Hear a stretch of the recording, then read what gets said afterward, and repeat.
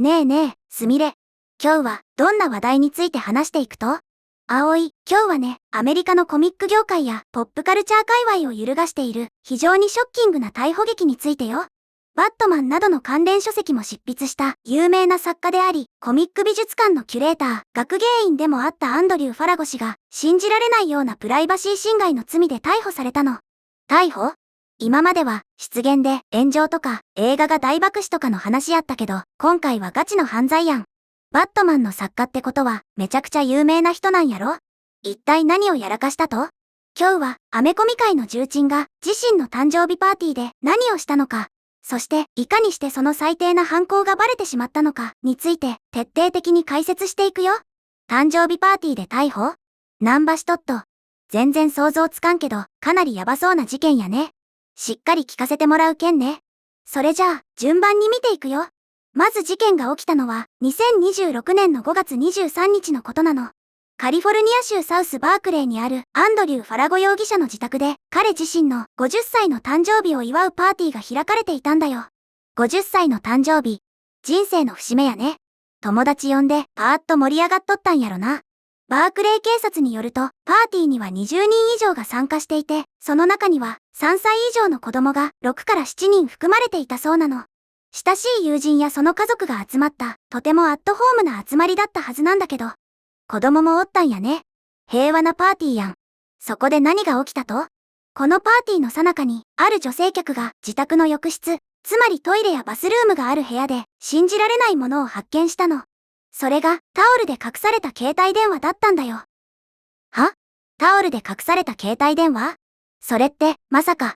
そう、その携帯電話は動画の録画状態になっていて、トイレを使用する客を盗撮できるように位置が調整されていたの。つまり、彼は自分の誕生日を祝いに来てくれた友人やその子供たちを隠しカメラで盗撮していたんだよ。うわぁ、最悪ばい。キモすぎる。自分の誕生日をわざわざ祝いに来てくれた友達を盗撮するって人間の心をもっとらんの。しかも子供もおったんやろ。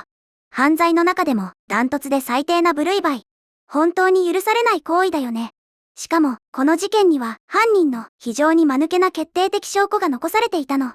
同警察によると、録画されていた映像には、トイレを使う客の姿だけでなく、ファラゴ容疑者本人が携帯電話を設置し、タオルで隠して位置を調整している姿がバッチリ映っていたそうなんだよ。アホやん。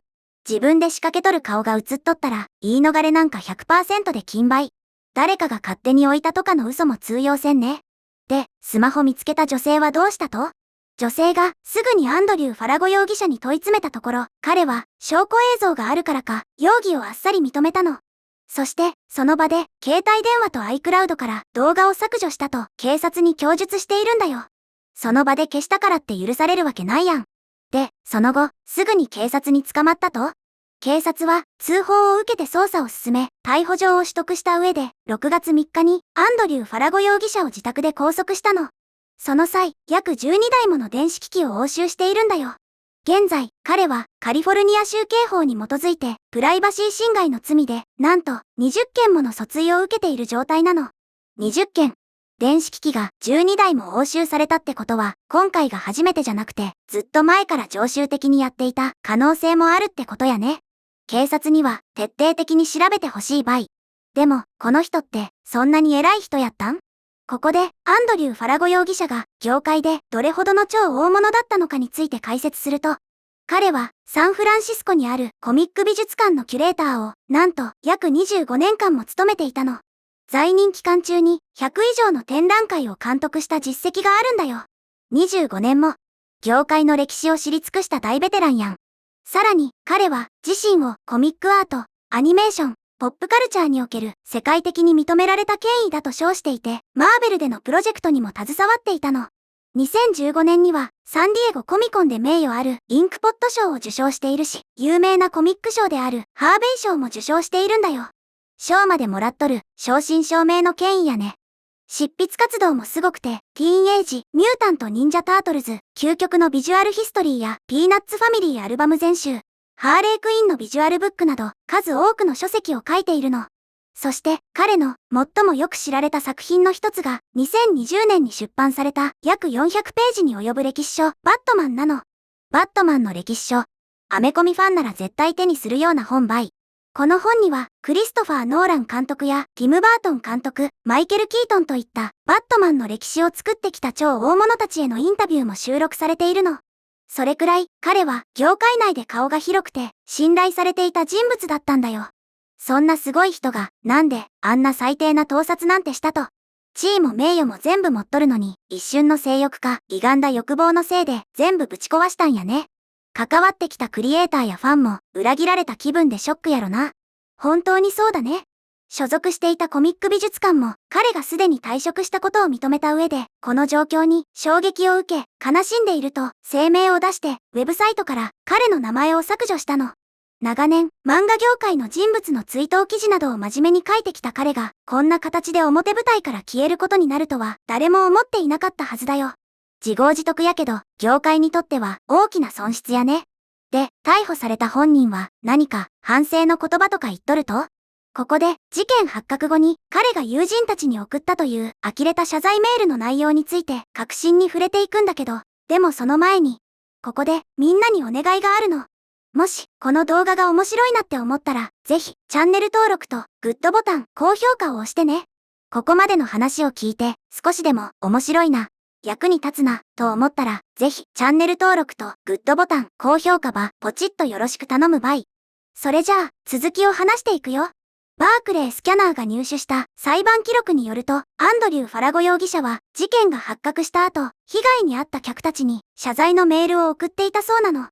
直接問い詰められて白状した後にメールで謝ったんやね。なんて書いとったと？その中で彼は親しい友人たちをスパイするために携帯電話を隠したと事実を認めて、その行為は彼らのプライバシーと友情に対する許しがたい侵害だと述べたの。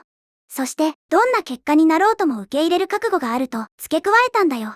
まあ、そこまでは自分がやったことを認めとるし、罪を償うって言っとるけん、わかるんやけど。でも、その後にこう続けているの。これまで、このようなことをしたことはなく、何がきっかけでやったのかも、わからない、と。はぁ？何がきっかけでやったかわからない？寝言は、寝てから言えって、話ばい。タオルに隠してカメラの角度まで調整しとる映像がバッチリ残っとるのに、無意識でそんな手の込んだことできるわけないやん。まさにそこが呆れられているポイントなんだよね。計画的に隠しカメラを設置しておきながら、なぜやったか自分でもわからないと、まるで自分もコントロールできない衝動の被害者であるかのように言い訳をしているように聞こえるの。これまでしたことがないってのも、押収された12台の電子機器を調べれば、嘘か本当かすぐわかるばい。言い訳すればするほど、どんどんダサくなるし、反省しとらんのが透けて見えるわ。現在、アラメダ郡地方検事局が捜査を継続していて、正式な起訴はまだ行われていない段階だよ。アンドリュー・ファラゴ氏は、この謝罪メール以外に、公式な声明は一切発表していないの。これから警察の捜査で、押収されたスマホやパソコンから、もっとヤバい余罪が出てくるかもしれんね。子供も被害に遭っとる可能性があるんやから、絶対に厳しく罰してほしいばい。本当にその通りだね。アメコミやポップカルチャーの歴史を綴ってきた人物が自分の人生の後半をこんな犯罪で台無しにしてしまったというのはファンにとっても非常に残念で怒りを感じるニュースだったよ。バットマンもお前は何を学んできたんだって怒っとるばい。今後の裁判でしっかり真実が暴かれることを願うね。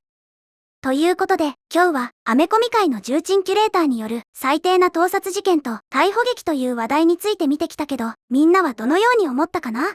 今回の動画の感想は下のコメント欄で教えてね。もしこの動画が役に立ったと思ったら高評価とベルマーク。